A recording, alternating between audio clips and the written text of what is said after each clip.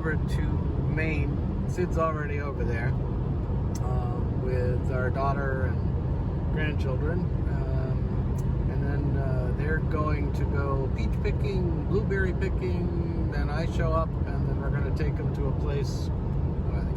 Well, everybody's going, but we're going to go back to school shoe shopping. There's a place that we go to that has a great selection in Dover, so we'll do that. And then tomorrow we go to sort of an annual family get-together, Trickey Pond.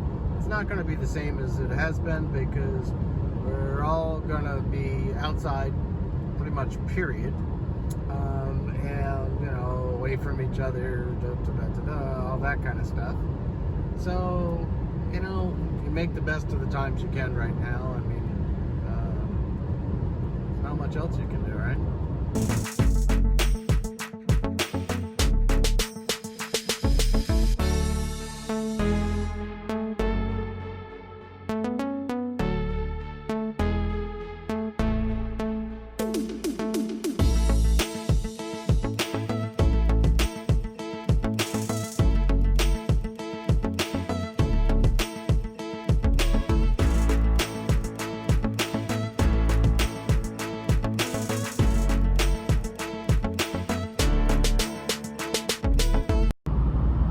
I forgot to mention before, remember the other day I did some work with the primary voting results, whatever, and turnout was really good for Burke, and for the state of Vermont, it actually set a record. I think the old record was in 2016, and this one beat that record of the number of voters who went.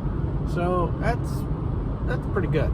I mean, I think that, you know, the more people who get out who can legally vote, the better, because that's what it's all about. You know, if there's enough people who, you know, there's a lot of the political thing I don't agree with. You know, I really think it probably should be one vote for one person, and that's how it goes, but that's not how it is. So, and this year it's going to be an interesting year. It already is an interesting year with COVID, and I don't know, it just seems to be like 2020 is one thing after another here, and we've got elections coming up, school starting, a whole bunch of stuff that's going to be happening, and what's going to happen? I think it's anybody's guess. I think schools opening, you know, in our part of the world are probably okay. How it's going to play out, I don't know. You know, we don't have the population and the amount of people moving around to different places that are going to create a problem, or hopefully. So hopefully that all, you know, works out well, because I mean, I do think that kids going to school is an important thing. You know, there's a lot of social things that they need to learn how to do, which you just can't get when you're sitting in front of a computer by yourself. Not to mention that, you know, like in my grandparents' cases, they're not going to get the same, I guess, experience, because part of that, you know, part of the learning process is not only learning the 1 + 1 is 2 and all that kind of stuff, and how to read and that, it's how to interact with other people. How do you deal with situations? All of those lessons that you learn now hopefully carry over later. So hopefully school goes well. I don't know how it's going to go. Like, what happens?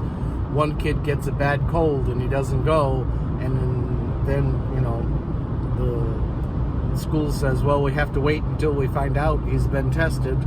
Does the rest of the class have to stay home? Does the teacher have to stay home? I don't know how it goes. I really don't. And you know, kids naturally get more things in the cooler winter months than in the summer, because everything's open. So how it's going to play out,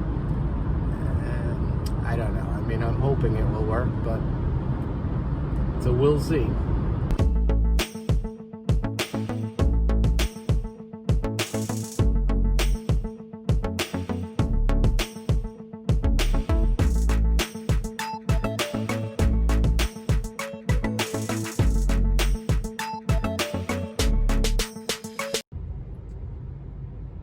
in New Hampshire right now, and a few more miles I'll be at my parents' house, and then I'll probably have lunch, a little break, and then we go down to do some shoe shopping for the kids.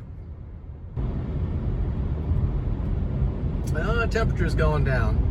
It was 89 a few minutes ago. When I left the house this morning in Vermont, it had warmed up to 65. So there's a little bit of difference on the north side of the mountains versus the south side of the mountains.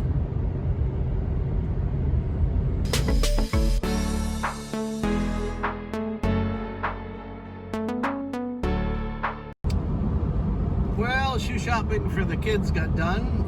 Isabel's just one, so she's not actually getting school shoes, but the other two got shoes. One didn't need shoes, but you know, you can't just go buy one shoes when the other two, so they all got shoes.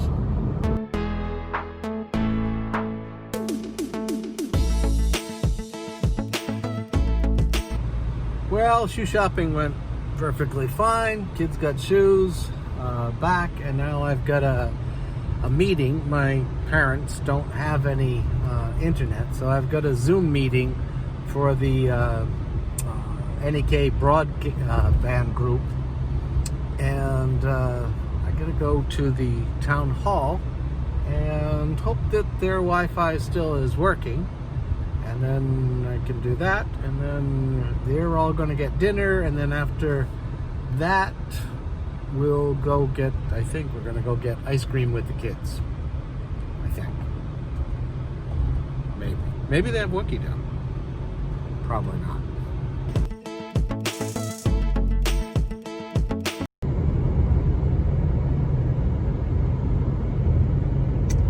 Okay, on your left up here, this little red house. I was about 9 when we moved into that house. There's a pond in the back. That barn over there used to be filled with hundreds and hundreds of chickens. And this place up here was owned by an older lady. And I would sneak up there because she used to make, I don't think I'd eat it now, but she used to make fried bologna sandwiches. So if my parents couldn't find me, and remember, this was a while ago, things were different. There was only 500 people in the whole town back then. If they couldn't find me, they would, I suppose, after searching the pond to make sure I hadn't drowned, they would call up Mrs. Carboni and say, any chance Todd's up there? Yep, he's having a fried bologna sandwich. Imagine letting your kid in this day and age just sort of wander around. Like, well, he's got to be around someplace. Different times. Well, this is rather odd. The library is open, but that's okay. I need to do this in the car because there's going to be talking and everything else. So now I got to see if the internet works. Well, the internet at the library worked perfectly. Meeting went well.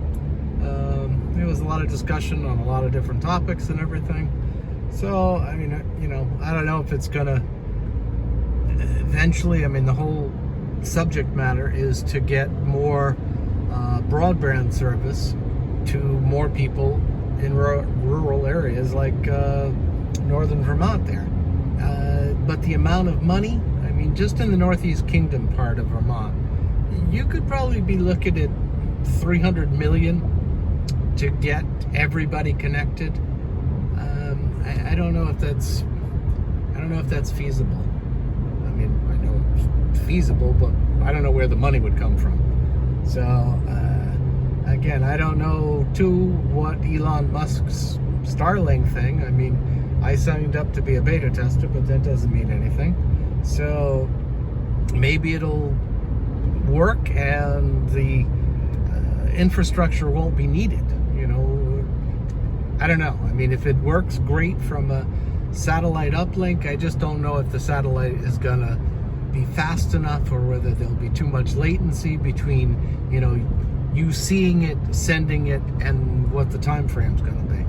So we'll see how it works, because generally speaking, satellite internet now, you see something, you type something in or send something, there's a latency because it has to bounce back to the satellite, then bounce back to Earth to be portrayed, and there's a time lag in that. And so I don't know how Starlink will work. Supposedly it's going to be strong enough, fast enough for people who do gaming. So I guess we'll have to wait and see that time.